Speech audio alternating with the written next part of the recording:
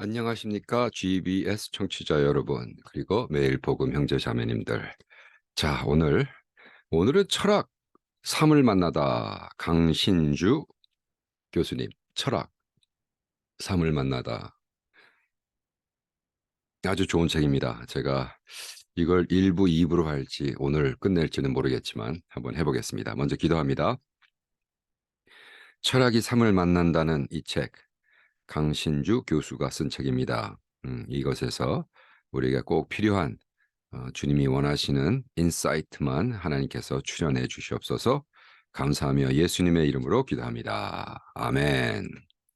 자, 이 책은 제가 계속 소개했던 철학과 철학이라는 책. 와, 1500장짜리 책입니다. 1500장짜리. 이 책에 이 책을 써주신 분이죠. 동양과 동서양 철학의 모든 것. 그래서 와, 이걸 어떻게 저런 걸 쓸 수 있는지 대단한 분이죠. 이 책이 2006년도 나왔어요. 19년 전에. 와, 19년 전에 나온 책인데, 17년이죠. 그런가요? 13. 네, 17년 전 책인데, 제가 한 2, 3년 전에 구입했어요. 코비드 아마 터지기 바로 전에 인천공항에서 사고 꽂아놨다가, 시간이 있어서 좀 읽으면서, 이건 정말 좋은 책이다. 그래서 철학, 삶을 만나다. 뭐, 그 책 제목 자체가 실존주의적 사상에 나오는, 그죠? 마틴 부버가 인생의 가장 중요한 건 만남이다. 그랬는데, 책이 삶을 만나니 얼마나 더 멋있겠어요. 그래서, 마틴 부버에 대한 얘기는 없지만, 그리고 아쉽게도 그 차례는, 안 나오지만, 그 안에 그 키어크가르드를 좀 나옵니다. 그래서 제가 첫 번째 철학적 사유의 비밀, 그래서 사유를 발생시키는 조건들, 철학적 사유와 인문학적 경험, 철학의 의미한 두 가지 흐름, 해서 썼습니다. 그래서 우리 이분의 간증이 뭐 간증은 아니지만 이분은 예수를 믿는 분은 아니더라고요. 근데 워낙 머리가 우수해가지고 너무 잘 설명을 하시는 아주 좋은 장점이 있습니다. 이렇게 쓰고 있습니다. 우리의 삶이 만남이란 사건에 열려 있기 때문에 나의 삶이 내 뜻대로 되지 않는 것은 오히려 소중한 축복이 아닐까요? 철학이 우리에게 조금이라도 의미가 있으려면 한때 그랬던 것처럼 그것은 삶에 대한 성찰이자 기록이어야만 합니다. 만남을 회피하여 영혼을 꿈꾸는 몽상가의 머릿속에만 머물러 있으면 안 되고 철학과 삶의 만남을 주선하는 이 책은 또 다른 만남을 꿈꾸고 있습니다. 바로 그것은 여러분과의 만남입니다. 자, 삶의 수많은 사건의 만남으로 이루어진 축복인데 책도 예외가 아니죠. 뜬 눈으로 밤새게 만들었던 많은 철학자들, 제 이야기를 초롱초롱한 눈으로 들어주었던 젊은 학생들, 제게 소중한 경험을 들려주었던 지혜로운 어른들, 그리고 명확히 기억할 수는 없지만 중요했던 많은 사람과 사건들. 이 책은 바로 이런 수많은 만남을 통해 이루어진 것입니다. 와우, 그죠? 그러니까 뭐 저 같은 경우도 그렇죠. 제가 읽었던 책들 도스토옙스키가 하나고 키어크가르드가 하나고 막 충격받아서 일주일 동안 식음을 전폐하며 학교도 안 가며 읽었던 도스토옙스키의 책들이라든지 18살 때 같은 얘기입니다. 자, 그래서 이 프롤로그로 시작해서 철학적 사유의 비밀, 친숙한 것들을 낯설게 만들기, 삶을 위한 철학적 성찰. 여기서 친숙한 것을 낯설게 만들기. 이것은 제가 얼마 전에 우리 오토바이 타는 그 형제들하고 하루, 그러니까 320km, 200마일 정도, 한 10시간 정도 라이드를 하다가 점심 식사 때 이런 얘기 저런 얘기 하다가 이제 그 사진을 찍는 저 사진사, 예술인이죠. 예술적 사진사가 어떤 분한테, 어떤 형제한테, 형님은 지금 예술을 자꾸 엑셀 시트에 넣어가지고 계산해서 하려고 그러는데 그건 그런 게 아닙니다. 예술은 친숙한 것들을 낯설게 만드는 것이 예술입니다. 그래서 아주 재미있는 얘기를 했어요. 근데 철학도 마찬가지거든요. 철학을 자꾸 학문적으로 계산해가지고 무슨 뭐 똑똑한 애들만 할 수 있는 것처럼 자꾸 얘기하면 그럼 안 되는 거예요. 그러니까 예를 들어 사랑 그리고 가족이란 이데올로지, 국가라는 가장 오래된 신화, 살아있는 형이상으로서의 자본주의 뭐 이런 것들을 아주 그냥 날카롭게 풀어주셨어요. 내가 이분이 글을 잘 쓴다고 해서 이분의 모든 거랑 동의한다는 얘기는 아닙니다, 여러분. 네. 다분히 예수를 모르는 분이니까 자기 입장이 있는 거죠. 그러나 자기 입장을 그래도 잘 설명하는 사람이 있고 말도 안 되는 설명하는 사람이 있고 일방적으로 까는 사람이 있고 근데 역시 철인답게 너무너무 설명을 잘해 주셨어요. 자, 예를 들어 낯설게 한다는 것은 무엇인가? 많은 사람들이 철학을 불편하게 생각하는 이유도 바로 여기에 있습니다. 철학적 사유란 다른 무엇보다도 먼저 삶에 이루어지는 많은 자명한 것들을 낯설게 만드는 것이기 때문입니다. 즉 어떤 것을 제대로 보기 위해선 그것에 거리를 두어야 한다는 것처럼 삶을 제대로 영위하기 위해선 철학적 사유를 통해 삶을 낯설게 만들어야 하는 사실인 것입니다. 와우. 어, 자, 그러면 우리가 삶에 너무나 많은 자명한 것들은 무엇일까요? 그분이 이제 간단히 나열했습니다. 우리 강, 강 교수가 이렇게 아주 간단하게 나열해서 봤어요. 부모님께 효도하기, 부모님께 혼나기, 피곤해서 일찍 귀가하기, 외출하기 전에 화장하기, 설거지하기, 홈페이지 관리하기, 매일 이메일 관리하기, 친구와 전화하기, 영어 공부하기, 스포츠에 열광하기, 유명 연예인 좋아하기, 이별에 슬퍼하기, 친구들과 술 마시기, 뭐 계속 뭐 독서하기, 음악 듣기 막 결혼하기, 뭐 아이 야단치기, 투표에 참여하기, 명절에 친척들 방문하기 끝도 없이 썼어. 그런데 철학은 다른 것이 아니라 이 모든 자명한 것들을 낯설게 만들고 그 의미를 다시 물어보는 것입니다. 와, 너무 멋있죠. 네. 그러니까 우리는 너무 뭐 당연하다. 네. 뭐 아이고 뭐 근데 우리 철인들은 그 당연하다는 것을 근데 그 의미가 무엇이냐? 정말이냐? 그죠? 라고 물어보는 거거든요. 음, 우리가 보통 철학을 얘기하면 현학적이고 어려운 학문, 나의 삶과는 전적으로 무관한 이상적인 이야기 정도로 치부하고 있는 것은 아닐까요? 제가 솔직히 만난 목사님들 중에 90% 이상이 그런 얘기를 합니다. 무슨 철학 같은 소리 하냐고. 신학을 제대로 해서 교회나 키우고 교회 성장하면 예, 우리 복음을 가지고 좀 어떨 때는 갑갑하고 답답하고 그죠? 지금 내가 철학을 얘기하자고 그러는데 그게 무슨 소용이 있냐고 얘기를 하면 저보러 어떡하라는 거예요. 그죠? 어, 그런 상황에서 솔직히 어, 이런 분의 책을 읽으니까 막 속이 다 시원해지는 것 같아요. 자, 우리의 삶 자체는 본성상 철학적일 수밖에 없는 것입니다. 역으로 철학이라는 것 역시 우리의 삶 자체를 떠나서는 아무 의미도 없는 것입니다. 칸트의 용어를 빌려서 말해봅니다. 철학이 없는 삶이 맹목이라면 삶이 없는 철학은 공허한 것에 지나지 않을 것입니다.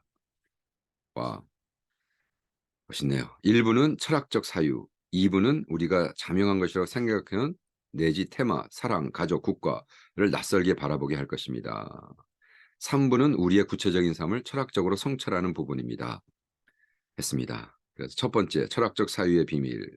사유를 발생시키는 조건들. 그래서 1부의 파트 1, 챕터 1의 파트 1, 사유를 발생시키는 조건들. 그리고 딱 첫 라인 쓴 게 너무 마음에 들어요.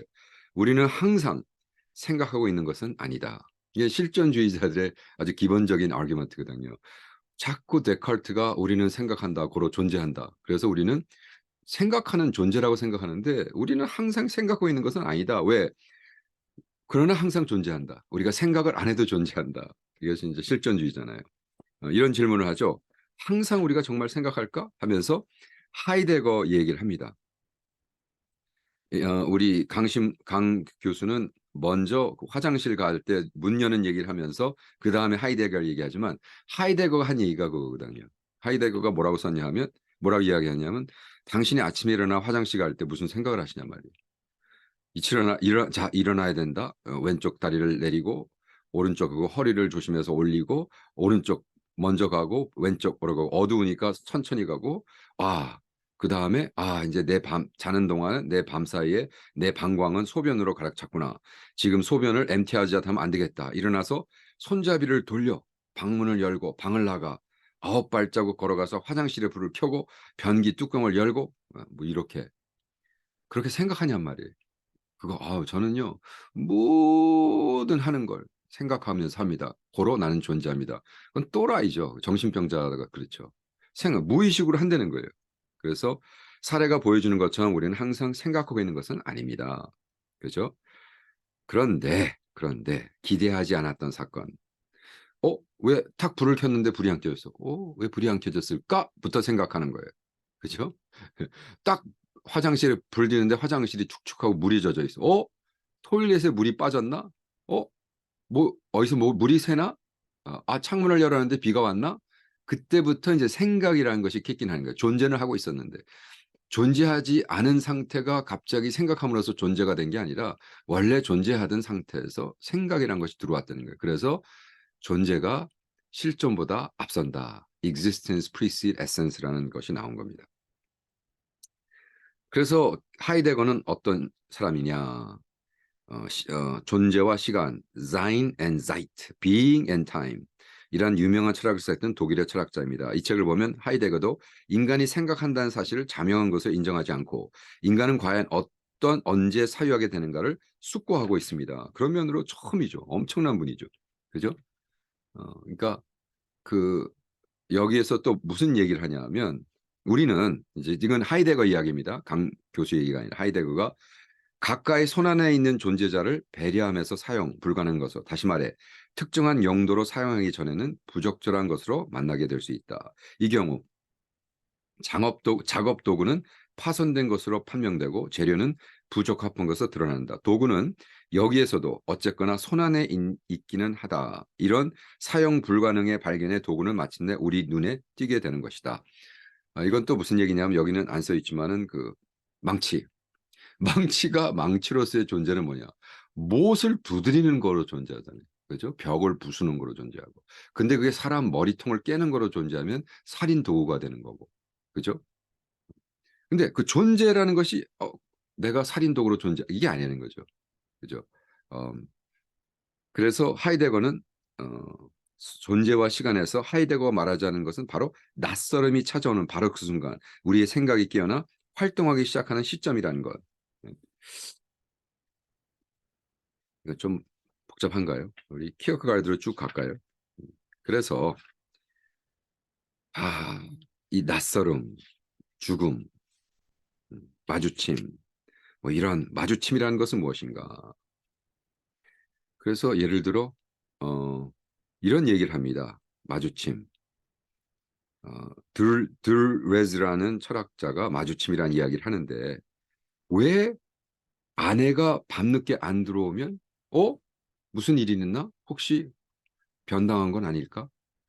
그러나 저 아파트 옆집에 있는 아줌마가 안 들어온 건 전혀 상관을 안 할까? 왜?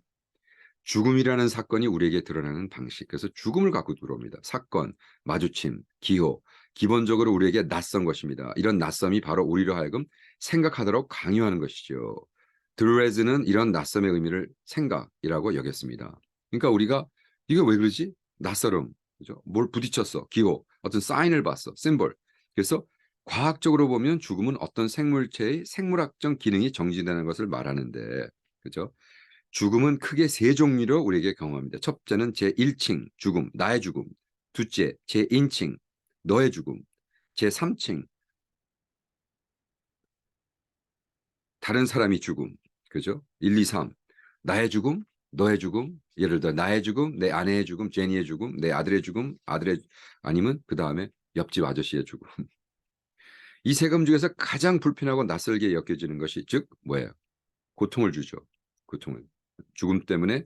그런데 에피쿠스라는 철학자가 BC 예수님 탄생 341년에서 270년에서 나의 죽음이라는 1인척 죽음에 대해서 뭐라고 썼냐면 죽음은 두려운 일이 아니다.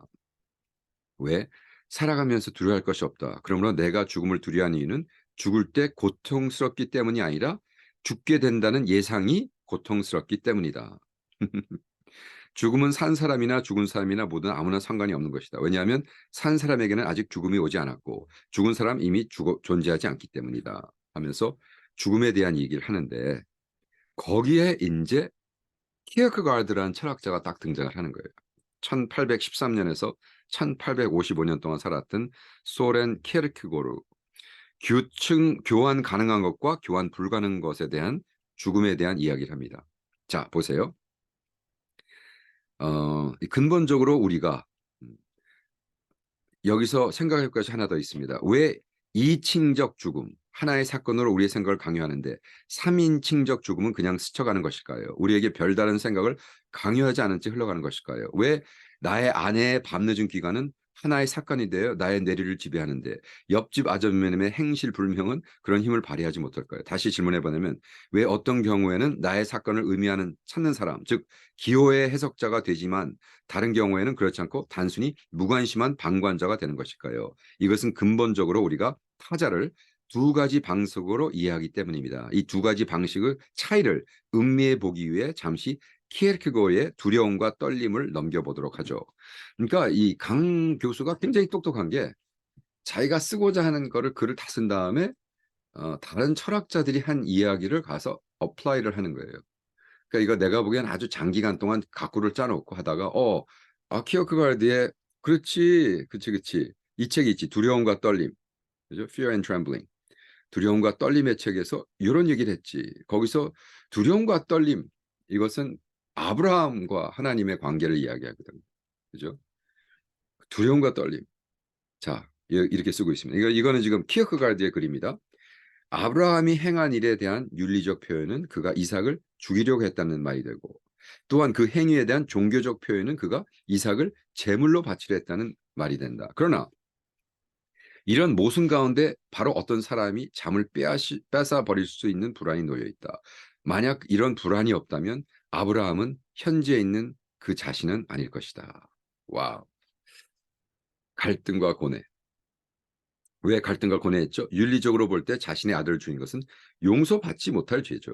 그러나 종교적으로 하나님의 명령을 따는 것을 칭찬받아 마땅한 선행입니다. 이 두 가지의 모순은 어떤 사이에 아브라함을 어떻게 할까?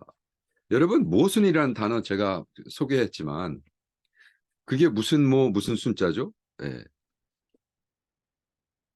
모순. 그게 제가 뭐라고 그랬죠? 모순은 어떤 중국 이야기에 어떤 장사꾼이 이거는 아무것도 뚫지 못하는 어, 창입니다. 이거는 모든 것을 뚫어버리는 창입니다. 그리고 그 다음에 그 옆에 있는 건 뭐예요? 그랬더니 이거는 절대로 뚫리지 않는 방패입니다. 그래서 그것이 모순이라는 거예요. 말도 안 되는 contradictory한, 그죠? 아니 다 뚫는 창을 파는 사람이 절대로 안 뚫리는 방패를 팔면 어떻게 되느냐, 그죠? 그래서 그 모순이라는 게 거기서 생겨난 단어인데 여기서 모순적인 것, 이 딜레마 속 어떻게 윤리적으로 죄악이라는 것을 좋으신 하나님이 나보러 하라고 했을까, 그죠? 자, 이렇게 쓰고 있습니다. 만약 아브라함이 하나님의 명령을 당연히 따라야 한다고 생각하고 아무런 고뇌 없이 아들을 제물로 바쳤다면 그는 우리가 알고 있는 믿음의 조상 아브라함이 될 수는 없습니다. 또한 아들을 제물로 바치는 것은 윤리적으로 죄악이라고 생각해서 하나님의 명령을 거역한다면 이 경우에도 역시 그는 우리가 아는 아브라함일 수는 없을 것입니다. 키에르크고르는 아브라함이 될 수 있었던 이유는 그가 이 딜레마 속에서 자신을 내던졌으며 자신의 불안을 기꺼이 껴안았다는 데 있습니다. 하나님의 명령대로 아들 이삭을 제물로 바쳐야 할 때가 바로 내일이 다가오자 아브라함은 불안과 고뇌는 극도로 증폭됩니다. 아마도 아브라함은 늦은 밤 이삭이 곤히 자고 있는 방에 들어가 눈물을 흘리며 이삭의 손을 쓰다듬었을지도 모릅니다. 그런데 그때 누군가 아브라함에게 고뇌를 위로하기 위해 다음과 같이 말했다고 생각해 봅시다. 뭐 그렇게까지 걱정하지 마세요. 당신 지금도 젊으니까 아들 하나를 더 낳으면 되지요. 근데 여기서 이제 강 교수가 요건 조금 성경을 조금 더 읽었으면 지금 113살 난 사람한테 아지가 젊었어요. 하늘 뭘 낳긴 100세 난 것도 기적이었는데, 그죠? 그러니까 이제 그거는 좀 그렇지만 어쨌든 그러나 이제 여기서 중요한 것은 두 가지 개념을 생각해 볼 수 있습니다. 바로 특수성, particularity와 단독성, singularity라는 것입니다. 그래서 특수화되는 것은 special one, 단독적이라는 건 singular, 유일한 거라는 것. 네, 그래서 여기서 아브라함에게 이삭은 뭐야? 단독적 존재였습니다. 그러니까 예를 들어 거예요. 아우, 그 당신이 산 그 차, 페라리, 아, 그 스페셜이네. 아, 그래도 뭐 타버렸으니까 또 하나 사면 되지, 뭐 돈 많으니까. 이런 거랑 그게 아니라는 거예요. 그거는. 예. 이 차는 내가 평생 했고 이런 좋은 메모리가 있고, 예. 이거는 그래서 이제 이게 뭐 이게 벌써 50, 60년 전에 만든 거라 전 세계 모든 건 다 없어졌고 이게 유일하게 딱 하나 남은 이것이 불타버려서 더 이상 이것을 할 수 없는. 예. 와. 그래서 여기서 너라는 존재는 단순히 여러 사람 가운데 한 명이 아니라 바로 절대적인 한 사람, 즉 특수한 너가 아닌 단독적인 너를 의미하겠다. 그래서 키어크가르드는 이렇게 얘기합니다. 나의 존재는 특수한 것이 아니라 단독적이다. 나는 스페셜한 사람의 여러 명 중에 한 명이 아니라 나가 유일한 나다. 유일한 나. 이게 이어령 씨가 얘기하는 자꾸 베스트가 되려고 그러지 말고 유일한 사람이라. only one이 되라. Don't be best, be only. 그죠? only one. only one이 되라. 와. 자, 그렇다면 키어크가르드가 얘기할 때 그럼 어떻게 우리가 존재해야 되느냐? 여기서 모술륜, law of contradiction이라는 게 있어요. 모순적인 두 진술은 동시에 참을 수 없다라는 것을 의미합니다. 제가 얘기했죠. 이것은 모든 것을 뚫는 창입니다. 그런데 이 방패는 절대로 안 뚫립니다. 근데 그것보다 더 확실하게 모순적인 걸 얘기할까요? 이 사과는 빨갛습니다. 그런데 이 사과는 빨갛지 않습니다. 이것이 모순 contradiction, 모순율이라는 거예요. law of contradiction. 네. 모순적인 두 진술은 동시에 참일 수가 없다. 그게 하나는 사과가 빨갑니다. 그리고 이건 빨갛지 않습니다. 그 두 가지가 한꺼번에 진짜일 수는 없다. true일 수는 없다라는 얘기죠. 모순 law of contradiction, 모순율이라는 거 합니다. 그래서 모든 논증의 출발점은 우리가 논쟁하고 있는 사람이 어떤 것을 존재하거나 혹은 그것을 존재하지 않는다라고 주장하는 가운데 하나만을 이야기하는 것이 요구가 아니다. 오히려 모든 논증의 출발점은 그가 자신이나 혹은 다른 사람에게 의미 있는 무언가를 이야기한다고 요구하는 것이다.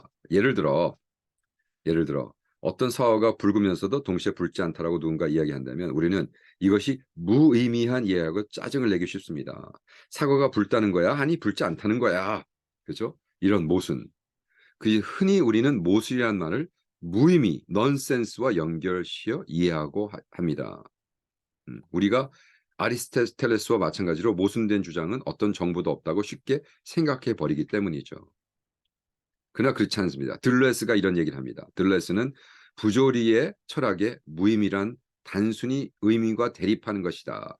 그래서 언제나 부조리의 의미와 결핍, 부족함에 의해 정의된다. 그러나 무의미란 의미를 지니지 않는 것이기도 하지만 바로 그것 때문에 의미를 주는 역할을 수행함으로써 의미의 부재에 대립하는 것이다.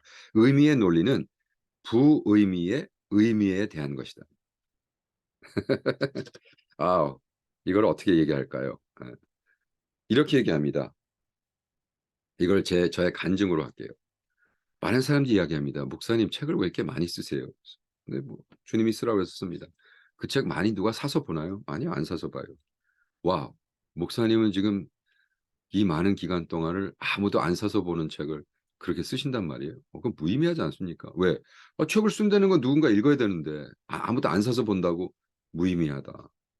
아무도 안 읽는 책을 출판하는 것은 무의미한가? Is it right? 네. 그건 아니죠. 내가 예를 들어 책을 100권을 썼어. 근데 사람들이 그 100권의 책을 아무도 안 읽었어.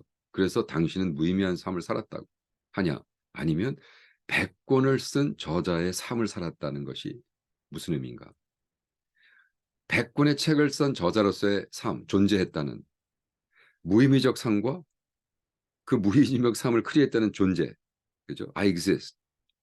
이것이 다르다는 거예요. 그래서 existence precedes essence. 존재가 그 어느 것보다도 가장 앞선다는 거예요. 야, 이거를 그래서 우리는 많은 경우에는 계속해서 뭐예요? 세상 사람이 원하는 것처럼 결과를 하라 그러고 뭐 그래서 어떻게 됐는데 그래서 뭐 누가 얼마나 돈을 벌었는데 뭐 자꾸 이런 얘기를 한단 말이에요. 네. 그런 게 아니는 거죠. 우리는 우리의 주신 사명. 그러니까 우리 강 교수님은 이제 그렇게 쓰지 않았죠. 물론 예수를 안 믿는 분이니까. 그냥 철학적으로 설명을 했는데 제가 이 설명을 읽으면서 너무 도움이 된 거야. 그랬구나. 왜? 지금 아브라함과 이삭의 이야기를 안 들어본 사람이 누가 있겠어요. 그러나 그것을 여기서 particularity와 키어크가르드가 두 가지로 나눴다는 것. 특수성과 단독적. 특수한 것과 단독적인 것. 그죠? 특수성과 단독성으로 나눴다는 것 자체가 그렇지. 라고 더 깊게 아브라함과 이삭의 관계, 아브라함의 이 믿음이 얼마나 훌륭했는가. 왜? 아브라함이 진짜 또라이기 때문에 전혀 마음의 스트러글이 없이 그냥 아들 죽여버렸다. 그럼 믿음의 조상이 아니죠. 그냥 도라이병, 정신병자죠. 나보러 네 아들 죽여라는데 오케이 그러고 가서 그냥 칼로 푹 찔러 죽였어. 아무 의식도 없고 아무 고민도 없이. 그게 어떻게 믿음의 조상이냐. 그건 그냥 묻지마 살인범이죠. 그러나 고뇌와 슬픔과 괴로움과 이것을 키르케가드 얘기는 아브라함이 품고, 그죠? 품고 그 내가 살인자가 되는 걸 염두에 두고, 그죠? 했다는 겁니다. 와, 너무 놀라운 거죠. 그래서 저는 여기서 뭐 헤겔 나오고 뭐 다 나와요. 아마 지금 뭐 아이고 아마 오늘은 1부로 하고 다음번 북톡에 2부를 해야 될 것 같습니다. 그래도 남은 시간에 사랑 그리고 가족 이데올로기, 생각하기 힘든 사랑 그리고 가족이라는 테마, 종교, 국가, 심지어 주체마저도 철학이 휘두르는 비판의 칼날을 피하지는 못했습니다. 바로 사랑입니다. 그러나 아직도 철학의 날카로운 칼날을 가섭다시 피하고 있는 영역이 남아있습니다. 그것이 바로 사랑이란 테마입니다. 철학이 뜻하는 필로소피라는 말 자체가 사랑을 뜻하는 필로스와 지혜를 뜻하는 소피스. 그래서 구성됐다는 필로소피, 지혜를 사랑한다는 거죠. 여기서 지혜에 대한 사랑이란 일종의 은유라고 볼 수 있을까요? 자, 그렇다면 오디푸스의 삼각관계, 그게 뭐죠? 아버지, 어머니, 아이. 어머니, 아이. 이제 프로이드 얘기죠. 그죠? 철학자들이 도리어 말문이 막힌다. 왜? 사랑이라는 것이 나왔을 때. 그때 누가? 프로이드. 그죠? 프로이드가 뭐라 그랬냐면 사랑도 아직 낯설게 보이지 못했는데 그렇다면 가족에 대한 선은 어떻게 무엇으로 말하겠습니까? 프로이드가 딱 나오면서 가족. 예를 들어 헤겔 같은 철학자도 가족을 사랑으로 규정하고 있거든요. 그런데 사랑과 가족을 낯설게 만드는 작업이 일상적인 의지하는 게 어디서 누가 나왔습니까? 비킨슈타인을 나와서 철학의 핵심에도 결국 의지의 문제가 개입된다고 말한 적이 있다. 해서 프로이드가 사랑과 가족을 문제 삼았지만 실패했던 이유도 바로 이 의지의 문제와 관련되어 있습니다. 야, 이거는 1분 만에 풀 수가 없어서 제가 다음번 북토크에 풀어드리겠습니다. 여러분, 제가 이걸 강의하면서 풀어주면서 이제 미디어 페스트 21일 금식을 하고 있습니다. 여러분도 시간이 되시면 한 21일 금식, 40일 금식. 근데 어떤 거 금식이냐 면 미디어 금식. 코리안 드라마 안 보고 넷플릭스 안 보고 유튜브 안 보고 남은 시간에 엄청나게 시간이 남습니다, 여러분. 네. 그 시간에 좋은 책 한 권 들고 다니면서 여러분 책을 여러 권 들고 다니세요. 일 갈 때 들고 다니는 책, 화장실에서 읽는 책, 자기 전에 한 20분 읽는 책 이런 것들을 해서 사색하면서 생각하면서 여러분 신앙이 더 깊어지는 여러분 되기를 축원합니다. 철학 3을 만나다 1부 마치겠습니다. 다음 북톡에서 뵙겠습니다.